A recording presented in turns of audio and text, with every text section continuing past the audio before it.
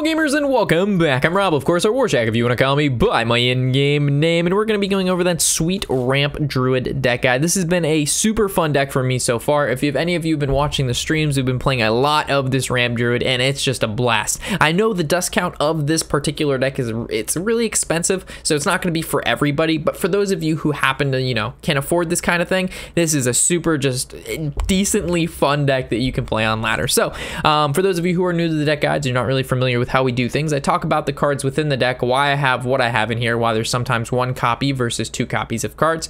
We go down the list, I give everything a brief explanation, maybe some synergies that stand out at first. From there, we head into some rank games where we go ahead and we play on ladder. I discuss the deck, I discuss, kind of the mulligans, what we're looking for, what each game we're trying to accomplish, and kind of the general goal of what we're trying to do in that match with who we're going against. So obviously we play against like a pirate warrior. We're going to be playing it much differently as if we go against maybe like a taunt warrior or the new purify priest or another druid, for example. So there's a lot of different game plans kind of based on who we're going against. It's always normally ramping, which we'll get in there from the start, but there's also like a whole creature thing that we'll have to discuss later once we get into the game. So without further ado, innervate, double innervate. The very standard ramp in this deck is going to be the double innervate, the wild growths, the jade blossoms, and the mire keeper. Also the nourish, but most of the time when we nourish, we're going to be going for the cards, unless we have like two nourishes in our hand, and our hand is really heavy, which means there's a lot of really high class minions in there, which then we would go for like the mana and, and then use the second nourish for cards. But besides that, all of these cards, looking for them in our opening hand, very, very powerful, and basically allows this deck to work how it should. We want to basically cheat mana, get as much mana as fast as possible, so then we start playing the big boys, and we'll start making our way down here. The Wrath is, again, just kind of cheap single target removal, or you can use it for cycle. The Earthen Scales is, it's for the armor gain, so it's this or Feral Rage, and I found that Feral Rage is always a consistent, 8 armor or +4 attack, but I found that Earthen Scales, for the most part, will allow us to make trades that we normally don't make trades for, and allow our minions to be that much bigger, but it also, using it on top of like a Deathwing or an Unbound gives us more armor than it would the Feral Rage, plus it's cheaper in mana, and we can kind of squeeze it in. It's a little bit, I like it a little bit more than Feral Rage in this particular deck. And like Jade, a Golem Druid, Feral Rage would be much better. Swipe, again, just kind of a staple. We've gone over the Nourish, the Moonglade Portals. So this is your healing, along with the Earthen Scales. It allows you to kind of sometimes be able to withstand the assault of Pirate Warrior. Maybe we'll run into one on ladder, maybe not. It all depends. If we get a decent start with Wrath and Swipe and we draw into Moonglades and Earthen Ring Scales, we can survive. But for the most part, this is to heal your minions back up that are damaged, like a Deathwing or a Ysera. And also summon another 6-cost minion, which for the most time 6-cost minions are really, really good. Bog Champs, these guys are just, these guys are fantastic. So they pull everything, keep in mind, that has 5 or more attack has the ability to get pulled out of our hand with the Giant Anaconda. And most of our stuff doesn't have any really big battle cry. So it's okay to kind of play it without it getting that battle cry off. And especially if you're summoning a 6/8 with taunt, I mean, you just can't complain about the Bog Champ, man. This guy is just a staple in any like ramp deck. The Anaconda is a new addition with the Ungoro. It's Death Rattle. So basically, what you lack for in stats with this guy is the ability to play cards out of your hand for free, because when it dies, it picks something with your hand with 5 or more attack, and it'll play it right there and then. So whether it's a Bog Champ or a Deathwing or a Tyrantus or a Rage Unbound, it's going to be great. And the good news is 5 or more attack means it's not going to pull out Curator, so we're always going to get that guy's battle cry. The Primal Drake, we're always going to be able to, get the battle cry of deal 2 damage to all minions. And then Ysera, it kind of hurts not being able to pull Ysera with the Giant Anaconda, but at the same time, it could be good because she doesn't really have taunt, and sometimes you just need a Bog Champ to, kind of get in your opponent's way. I'm moving to the Curator. We have the Beast, which is the Anaconda, and we have a whole bunch of dragons here. And of course, the Tyrantus is a beast as well. But this is basically play this for 6 taunt, and you get to draw 2 cards 100% of the time. And most of the time, those cards, actually not most of the time, 100% of the time, those cards are going to be some super high value minions, unless you get like a Giant Anaconda and a Drake. I guess that would be the lowest value, and that's still pretty good. The Drake here, this card is insane, whether you're playing it in Taunt Warrior or Dragon Priest, and even in this Ramp Druid deck, this card, it will single-handedly win you games. The fact it has Taunt, it does 2 damage to everything, and it's a 4/8, plus it's a dragon, so actually this Deathwing Dragon Lord can bring it out, is insane. Like, this card is so good. It looks bad, and it doesn't appeal at first because it doesn't have any like super shiny colors or has some great super crazy ability, but overall, really, really solid card, very consistent. You can't go wrong with this card. The Ysera has been around for a long time, seen her since the classic set, and she's been fitting into dragon decks, into ramp decks, and basically any kind of, if you're looking for that late game high-end minion to play that's just consistent value, this is your go-to, and what better card to put into ramp than Ysera, you know what I'm saying? Like, at the end of every turn, we get a dream card, and as we know, there's multiple dream cards that do a variety of different things, and most of the time you can combo those with your current big minions to be able to do some crazy stuff. Deathwing, this is your oh shit button. Every deck needs to have an oh shit button, and this is this deck's oh shit button. So this goes, your opponent floods you the board, you've got no control over anything anymore. As we know, Druid has no AoE to be able to deal with things. It doesn't have a meteor or flame strike. We don't have a twisting nether. You know what I mean? Druids don't have that stuff. What do we have? We have Deathwing. And of course, we're gonna be able to ramp, which means we're gonna get to the 10 mana mark quicker than our opponent, which means Deathwing is gonna be able to come out sooner and hit harder and faster than whatever they've got going on. This Deathwing doesn't actually do what the other Deathwing does, but this one says, you know, if this guy dies, which your opponent's going to want to kill it, and if they don't, you win, it's going to pull all the other dragons in your hand and put them on the board. We happen to have a few other dragons that are some pretty high profile cards that if they come out, they're also going to need to be dealt with. So this guy's mainly like, oh, if you don't deal with me, I win, and if you do deal with me, your situation gets even shittier. And then we have Tyrantus. I kind of discussed this guy. Well, I will discuss this guy later when we get into like a match, maybe against a priest or a mage, of like how powerful they can't be targeted by hero powers or spells really is, because they can't Shadow Word Death, they can't polymorph, they can't hex. They have to kill this guy with like a Twisting Nether and indirect, you know, AoE removal, or they have to use something like, or not something like, they have to use their creatures to kill him. And most of the time, getting 12/12 in stats worth of damage down to a minion is... it's all hard for a lot of decks, especially when, again, you're ramping, you're getting these creatures out quicker, and especially, like say you ramp into an Anaconda. So you play Anaconda on, like, your turn 7, their turn 4 or 5, they kill Anaconda, and it brings out this guy. Like, what the hell is your opponent gonna do then? And then the Rage Unbound, again, another creature, they don't deal with them, you win the game. This guy's gonna be summoning all of the high class minions from your deck consistently at the end of every turn. So whether you're pulling Bog Champs, Anacondas, Yseras, Deathwings, Tyrantus, doesn't matter. Whatever card this pulls out, for the most part, besides Mire Keeper, is going to be a keeper. You know what I'm saying? So we got a lot of good stuff here in this deck. Very interesting deck to play. Very fun. Keep in mind, this isn't the tierest of 1 decks, but it is the funnest. The most fun. You should say. So with that, let's head into some of these ranked games. The deck does the explaining itself, so let's get right in there. Alrighty, so heading into the first game here, we're going to be playing against another Druid. Oh, so he's probably going to be running 2 popular decks right now. We have the, of course, Ramp Druid, which I'm playing, and then there's the Token Druid, which is basically the aggressive Druid deck. So I'm going to just keep as if we're playing either or. We always just keep Wild Growth. There's no point to keep the Moonglade or the Rage. We're just mainly looking for, like, let's say if we get a Wrath, it's not too bad if he's playing... either or, because we can use it to cycle. Swipe is of course not bad if he's playing Token, but mainly always in the early stages looking for ramp, whether it be in the forms of Wild Growth or Jade Blossoms and or Innervates, and then of course the Mire Keeper. Those are very important to draw early on, not so much later on. Mire Keeper later on is it's rough. So coin, it's either a minion or Wild Growth.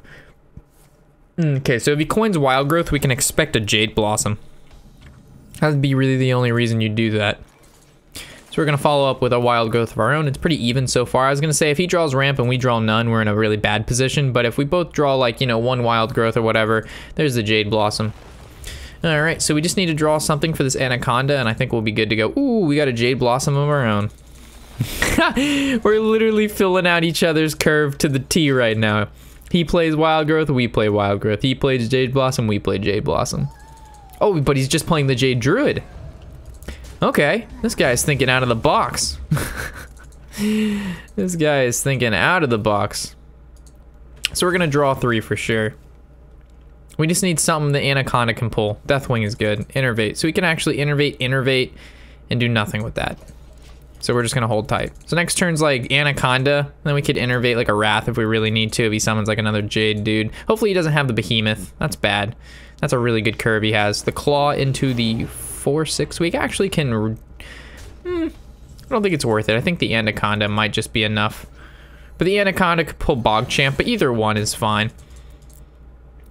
Now the question is, do we want to innervate out the Wrath to kill this 2/3 to make it so he basically has to use the hero power instead of being able to basically trade and just hero power and then be able to have the free swing there? Because the later in the game gets, the less innervate and the less powerful innervate becomes. So I really just don't mind being able to deal with this guy real quickly. It makes it kind of awkward for him, and then we still have the 2 Moonglades and our second innervate, which is fine. Because we never innervate out Deathwing. That's not really ever an option we do because of because of Naturalize and things like that.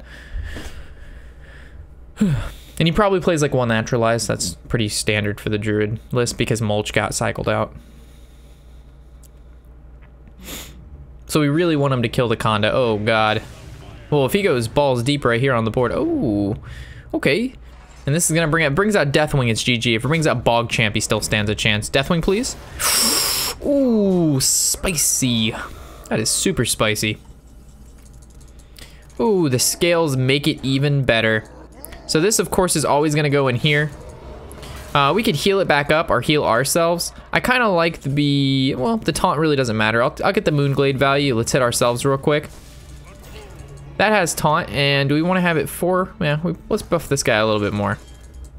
It's never gonna get any better than a 1 mana gain 12 armor. So we'll just take our chances on that one. So you either have Naturalize or you bust. So Nourish, he's looking for something, obviously. You just don't Nourish on a board like this. You either put up some taunt walls, try to keep your Jades, get them out as quick as possible. Nah, this is rough.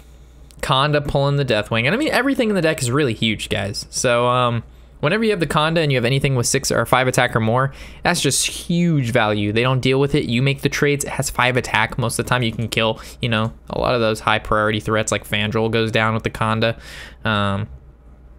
It's just rough. Swipe or Wrath?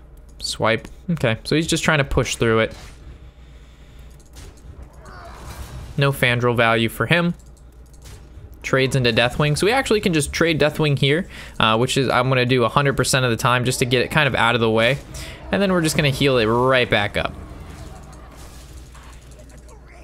Unfortunately, we didn't discard any cards this game, and innervating out the Mire Keeper doesn't do anything, so we're just going to chill. We have a 13-9 on the field and a 5-5. He could also be playing Deathwing of his own, but highly unlikely.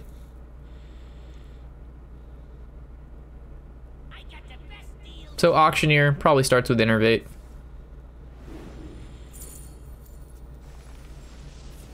Another Innervate. Ooh. Alright, this is becoming oh jeez. The ramp doesn't matter, he's just doing it to get the Jade Golems out. As long as our Deathwing can stick, we're good to go. And as long as our top decks aren't bad. Like, we still have another Nourish in the deck that we can rip more cards. We still have Curator, which is going to draw us more card. I mean, every card in the deck is going to be huge unless we draw, like, another Jade Blossoms, which is horrible. And we still have Bogchamp, too. So we have one... Oh, God. What are we targeting with? Swipe? Wrath? Cycle? Hits it for 3, hits it for 2, hits it for 1. Just randomly naming things. 2, 3, 1, 4, 1. He's cycling for like a Naturalize, right? That'd be the only reason you pick cycle there, because if you hit it for 4 or 3, it'd actually go down to a point where these can actually trade into it to kill it. Alright, so the trades are gonna go like Bog, trade the 5-5 into the 4-4. He already used 1 swipe, so Curator's good. I think we're gonna Curator. This gets traded. We always go face for 12. I think the Innervate Mire Keeper is not a bad play here, just to put some other threats on the board as well. I know it's kind of weak to swipe now, but he already used 1 swipe. And if he uses swipe, he's not developing anything really, because he only has 6 mana left over and he already used double Innervate. So he'd be summoned like another Jade, and at that point we're going to play a Tyrantus. Or we could even go as far as Dragon Lord if we draw another dragon. So there's the Behemoth, and then probably a swipe, right? And then he's thinking, which one do I swipe, the Deathwing or the 4-6? The probably right answer is I mean, if you swipe the 4/6, this dies, that dies, this is exposed. If he swipes this, this is dead. But then he gets this quicker. So like I said, swipe and a creature.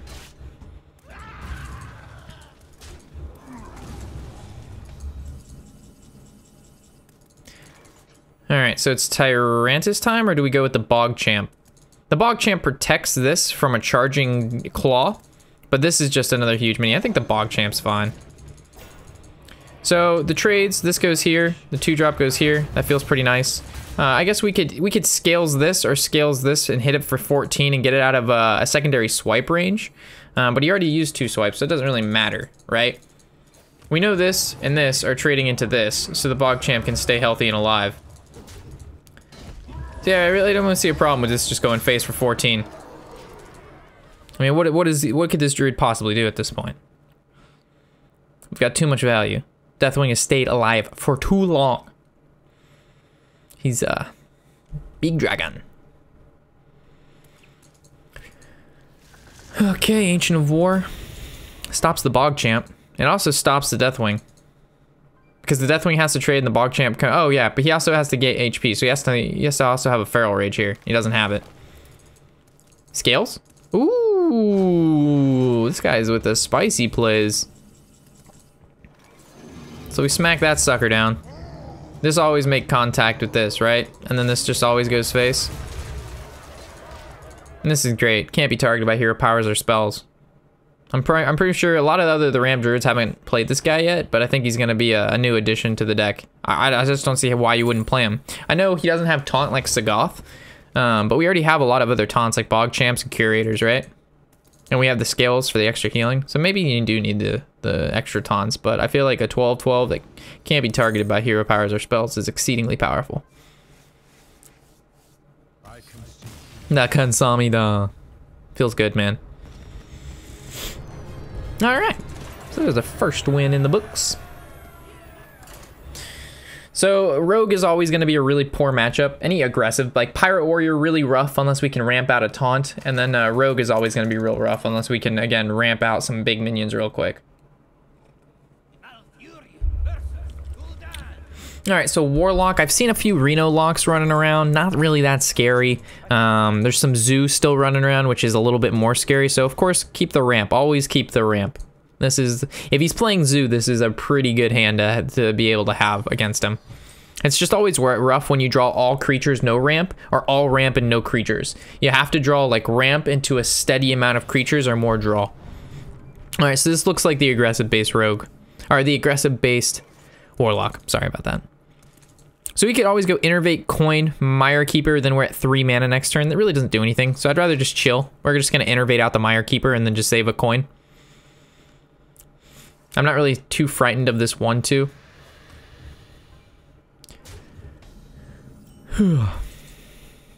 Okay, so Innervating out this guy. Then we're gonna be at 4 next turn, and then we can either Innervate, Coin out a Curator or Bog Champ. I'll probably go with Curator so we can get the draws in, so we have the creatures.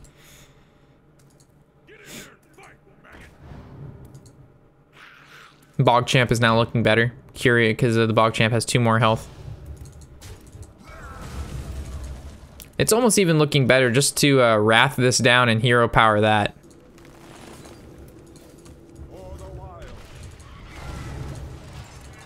And the Curator's good because it's going to allow us to get to hopefully the Drakes, and the Drakes deal 2 damage to everything, and that's really powerful against Zoo. This guy's like the new shielded mini-bot though. It's good. It's good. So you can Innervate out Bog Champ or Curator. Maybe Bog Champ's best. Fights a Doomguard pretty well. This doesn't. This draws us some shit. I mean, either way, we're not going to be able to play any of those until later. So maybe Bog Champ is better because we want to curve into the Curator stuff. If we play, oh, there it is. I mean, that's just super sick nasty now, right? We just go coin. We just do this. At this point, like, what is this? What does this Zoo Warlock do? This is exactly what I was talking about, being able to ramp into some huge minion, stop the board with the early Wraths and just minor stuff, and then, like, his deck can't follow up with a 4/9 or a 4/8 with taunt. It's just at that point, even though we didn't have a turn 6 play, he doesn't know that. But crazy cat. It's crazy when a super late game deck with like a whole bunch of 10 drops and 9 drops can keep up with Zoo. Not keep up with, like, you know, hold back the Zoo Assault where, like, you know, they have 10 1-drops or something like that. Crimson Evan? Isn't that guy on my friends list? Alright, he's not on my friends list, but I have played. Actually, he sent me a friend request. Yeah. Here's his friend request. I think he's playing, Pirates. He looks like a piratey dude. Crimson Evan, are you a piratey? Oh, let's add him and go, hello, Crimson. Hello there.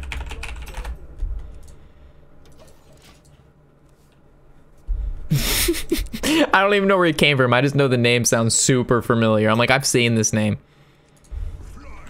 Ah, he's Pirates.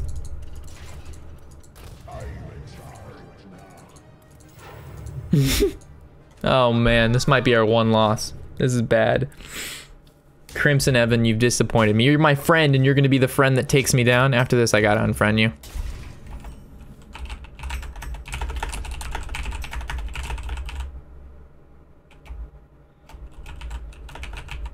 You're Pirates. Rip me. Oh, you're killing me, Crimson Evan.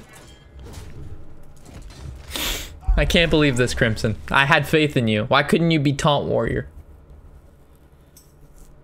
Sorry about that. You're not sorry. I'll make you sorry. Weapon Quest?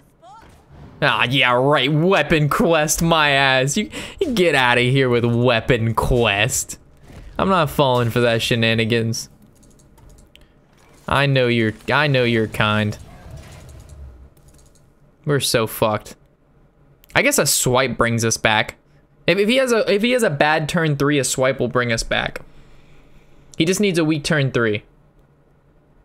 I like your videos. Very down to earth. Thanks, man. God, no. That's the, oh God, no. You know what, Crimson? You're hurting me bad, Crimson. Ah, Crimson, Crimson, Crimson.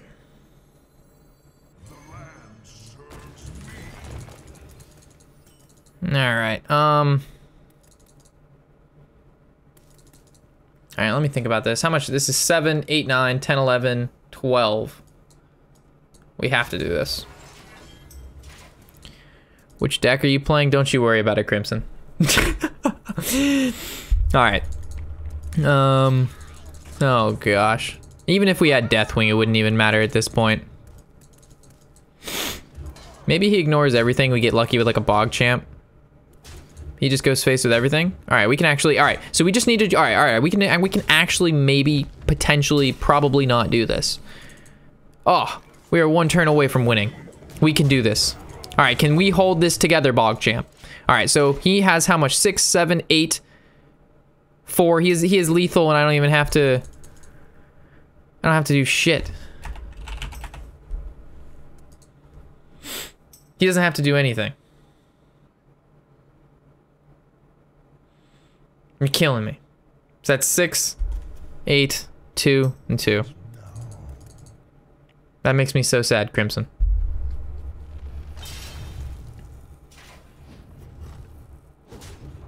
I think this calls for a removal of the friend. I can't be having friends playing Pyro Warrior. Not when you're already legend, man. That's too much. That's too much. But as we know in our deck guides, guys, we always have that nice, sweet one loss to show the deck can, in fact, lose. The no deck is impenetrable to the Pirate Warrior Assault. So with that, let's pick up our pieces that have been left behind. All of the rubble that just got stirred up, and we'll get it done. 40 gold. I don't need it. You can't say you're playing Pirate Warrior for the quest, man. You play that shit way too. No. I don't believe you, Crimson. I do not believe you. It's just for the quest, Rube. No. All right, we're playing against a priest.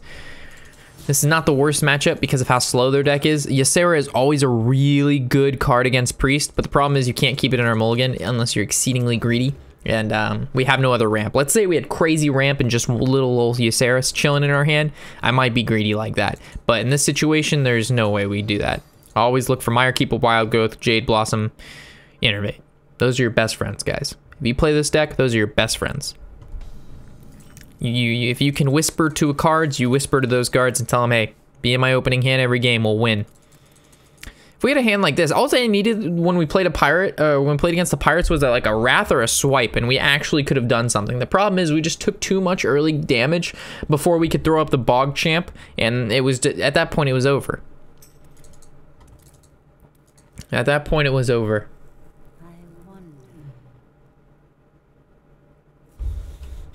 Everybody's like, are you gonna stream? I'm not. I gotta do the deck guides, guys. Gotta that YouTube exclusive content. That good. Alright, we could Wrath and cycle and look for more ramp, or we would just next turn coin into Mire Keeper into Nourish. How important is it that we use Wrath for cycle versus not using it for cycle? I think cycle isn't the worst thing in the world. But we have plans for next turn, so we'll just chill. We're playing Purified Priest right now, which is actually a pretty good deck. So we're gonna, hopefully he takes it slow, and he probably, the way you beat Druid is you just gotta rush us down, man. So you probably silence the shit out of this guy and just start swinging away in my face, which makes me a little bit sad. Elemental silence, there you go. You remember to always, you know, he was about to play Purify and then play the 2-drop and not have 1 mana left over to play the dude. You almost fucked that on up. You almost made that mistake, you did. So Jade Blossom actually works better with our curve. Maybe Mire Keeper was the better play there. But I kind of like the Mire Keeper coin Wrath next turn to kill this guy. Because if we went Mire Keeper last turn, then I guess we could have done the same thing. I don't know. I feel like this was right. Oh gosh. Oh gosh. We're getting memed. All right, this is gonna be a second loss in here. We can't beat a 10-10 on turn 4. That's pretty fantastic. That's the Silence Priest at its finest. All right, this game doesn't count. Okay. You can't account for getting memed on by that priest. No deck's gonna beat that that turn 4 10-10 with taunt. Can't beat that. I guess if we were playing Shaman or Hex, or if we were playing Mage and Polymorph, but not with this deck. That's not an accurate depiction of how this game works. You just don't play, you know, 4-drop 10-10s. Unless you're like a rogue and then you're Van Cleefing. But then you like used a lot of cards in your hand, but that priest deck doesn't have to use shit. Like, if you draw, the problem with this is it's a good deck. It's probably like tier 2, but the problem with that particular deck is if you draw any of the pieces not together, you don't lose, but the deck is very hard to pilot, because if you draw Inner Fire without the Divine Spirit, you're in a bad situation. If you draw Divine Spirit with no Inner Fire, you're in a bad position. If you draw your creatures with no silence, you're in a bad, like, you have to literally draw your creatures, silence the creatures, buff the creatures, both of those cards, and your deck literally has no draw. Your deck, the only draw is Norshire Cleric. So for the combo to work like consistently, very, very unlikely. But it normally, it does that combo, but just not on turn 4, you know? It has to have more time to kind of gather the pieces. So we're gonna play him again. So this is gonna be the rematch where we stomp his fucking face in and redeem ourselves for losing to that particular little shindig he had going on there. So if we innervate Jade Blossom, we're at 3, and then we Jade Blossom again. So we actually do that combo because it works out to our favor. Because if we wait, then we Jade Blossom too late, and as we know, he's a very aggressive little priest player, and we're just gonna give him that good old squelch right there. So we just keep on ramping. So now if we draw a Nourish, it's super good. We draw, start peeling into our bigger creatures is good. We've got 2 removals, so if he decides he wants to play like a cleric or something, we can easily cycle and trade for that. We're definitely gonna use this for cycle, not for kill, because we don't have any other cards. But the value per card in his deck versus mine, our deck, is way more than him. His cards individually are bad. His cards together are good. Our cards individually oh gosh. All right, so we'd cycle for that. We're gonna cycle that. Ooh, Nourish, okay. This worked out well, so draw 3 cards for sure. Then we go face.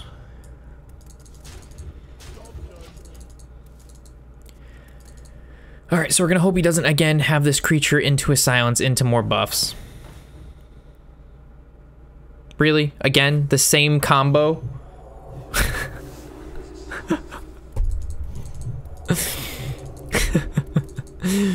Oh, it's such a yoke. Such a yoke. Either way, we're gonna swipe this down. And then we can wrath it. If we wrath it for 1, we can still kill it. But if we wrath it for 3, this dies and that dies. I'd rather wrath it for 3. Trade in for 1. Trade this here. Get both creatures off board. Now we have Curator on 7. We're good to go. And he already used 1 Inner Fire. So that's good. So he only has 1 more Inner Fire. And it's on turn 4, and he's gonna have a diddly fucking squat because he decided he was trying to fucking go like Mr. Row, row, row your boat, and we don't put up with that shit. This is gonna be good. Ooh, this Anaconda is gonna be sick because this Anaconda is gonna pull the Tyrantus, which it's untargetable by this guy. This guy can literally do nothing to Tyrantus. This guy's gonna get steamrolled by the Tantus. The giant beast. We might even see the Kansamida hit the floor on this one, folks. So we're going to keep Curator at a 4 attack minion, but we can actually Earthen Scales this to make it a little bit more threatening for him. But I don't think we need to Earthen Scales just yet because he could just kill it on its own right now. He also could silence it, which would be a big issue. So that's why Earthen Scalesing it now doesn't really look that great. Okay, so now we can actually... Oh, Bogchamp works. I'm trying to think of any super scary large-scale removal this guy might have, but nothing's really ringing a bell.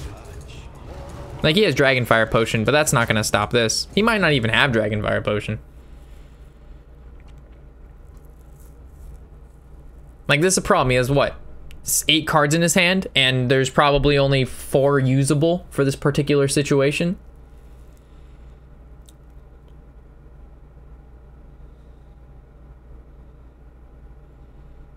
It's good that we got a rematch too, because we never really go 2 losses in our deck guides. We always normally just keep it to the strictly 1 loss, but I can't stop the meme losses, man. But it's good that we got the rematch to prove that, you know, he was actually just memeing us. And even with the 8-8 on turn 4 with the broke back start again, we were able to overcome it with the, you know, all that good stuff. So I'm pretty sure this is just pretty close to lethal, if not lethal. So let's do some quick math. We have 10, 15. Oh, baby, it's lethal. The Justice here is just...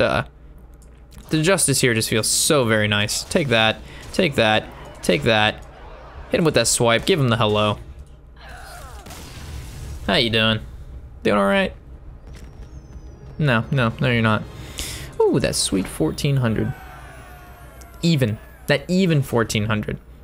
All right, guys, well, that's gonna wrap up the deck testing here. 3 and 2, not really the best, but it's, you know, that it would normally be 3 and 1. You guys know that it should be 3 and 1 based on what we saw last game. You can't always, the priests don't always have that broke back start. So, as always, hopefully you've enjoyed, and I'll catch you in the next deck guide and or episode. As always, I'm Warshack, and happy whatever the hell day it is.